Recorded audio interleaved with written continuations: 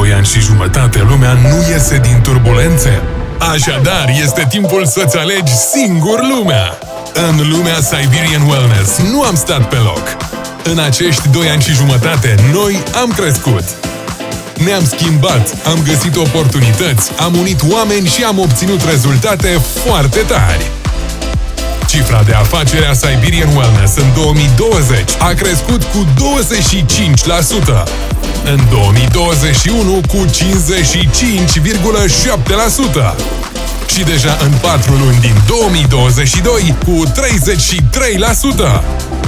Țări lideri la creșterea cifrei de afaceri: Germania, Rusia, Serbia, Kârgâzstan, Azerbaidjan, Vietnam, iar Turcia înregistrează cea mai semnificativă creștere. Peste 37.000 de consultanți Siberian Wellness au încheiat calificări noi.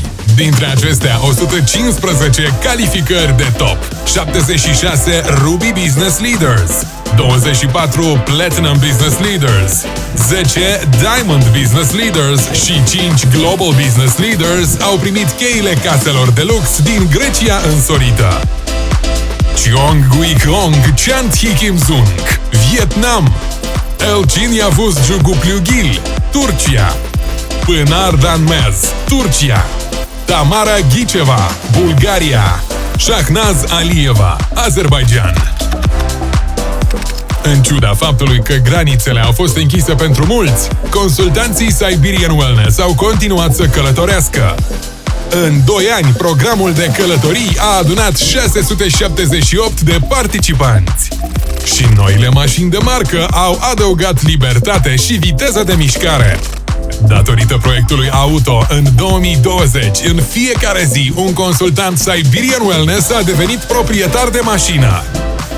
În 2021, fiecare 18 ore, iar în 2022, fiecare 15 ore.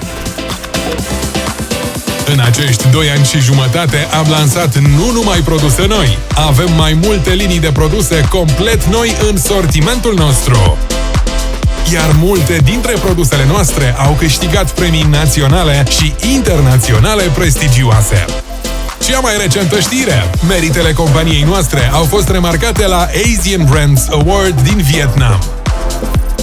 Dar Siberian Wellness va primi recunoștința principală din partea naturii noastre. 89% din sortiment are un număr redus de straturi de ambalare. Economisim semnificativ resurse. Privim cu încredere viitorul și avem planuri mari. Planul de marketing al companiei include noi ranguri Infinity, cu un bonus total de calificare de $5 milioane. Producerea se extinde, deoarece se preconizează creșterea cererii pentru produsele noastre.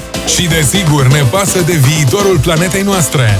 Compania și consultanții au transferat $542.000 pentru protecția vieții sălbatice. În anul aniversar s-a dublat planul de plantare a unei păduri noi, iar noi am plantat deja 100 de hectare, ținând cont de plantațiile din acest an. Iar 80.000 de unități din produsele noastre au fost trimise oamenilor nevoiași din țările sărace. Siberian Wellness.